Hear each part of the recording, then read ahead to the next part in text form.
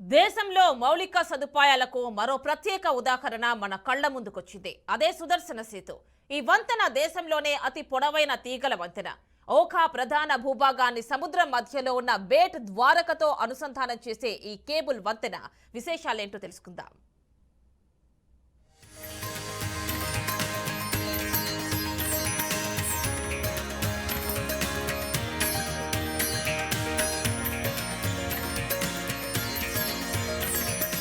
సుదర్శన సేతు పొడవు 2.32 కిలోమీటర్లు. దాదాపు 980 కోట్ల రూపాయలతో దీన్ని నిర్మించారు. ప్రధాని నరేంద్ర మోదీ 2017 అక్టోబర్ 7న ఓఖా బేట్ అనే ద్వారకాలను కలిపే వంతెనను శంకుస్థాపన చేశారు. ఈ ప్రాజెక్టు అంచనా వ్యయం 962 కోట్ల రూపాయలు కాగా తర్వాత దానిని 980 కోట్ల రూపాయలకు పెంచారు.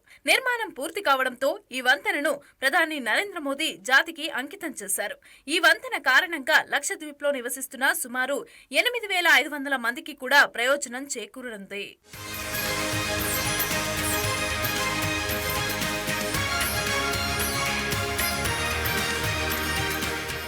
ప్రత్యేకమైన డిజైన్ తో సుదర్శన్ బ్రిడ్జ్ ని రూపొందించారు. బ్రిడ్జ్ కి ఇరువైపులా శ్రీకృష్ణుని చిత్రాలతో అలంకరించారు. ఇందులో ఫుట్పాత్ పైభాగంలో సోలార్ ఎనర్జీ ప్యానెళ్లను ఏర్పాటు చేశారు. దీని ద్వారా 1 మెగావాట్ విద్యుత్ ఉత్పత్తి అవుతుంది. ఈ వంతెన ద్వారకా బేట్ ద్వారకా మధ్య ప్రయాణించే భక్తుల రాకపోకలకు సులభతరం చేయటమే కాకుండా చాలా సమయాన్ని ఆదా చేస్తుంది.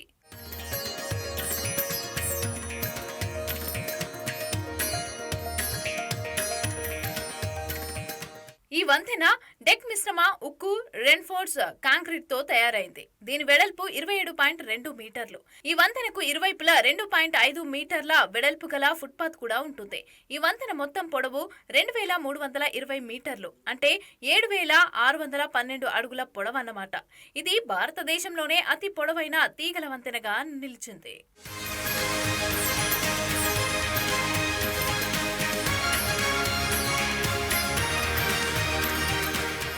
సుదర్శన్ సేతు నిర్మాణానికి ముందు బేట్ ద్వారకా చేరుకోవడానికి ప్రయాణికులు చాలా కష్టపడాల్సి వచ్చేది. పడవపైనే ఆధారపడేవారు. వాతావరణం ప్రతికూలంగా ఉంటే ప్రయాణానికి మరింత జాప్యం జరిగేది. అయితే ఇప్పుడు ఈ ఐకానిక్ వంతెన నిర్మాణం కావడంతో భక్తుల కష్టాలు తీరనున్నాయి. అలాగే దేవభూమి ద్వారకాలో మరో ప్రధాన పర్యాటక ఆకర్షణ అందరినీ అలరించనుంది.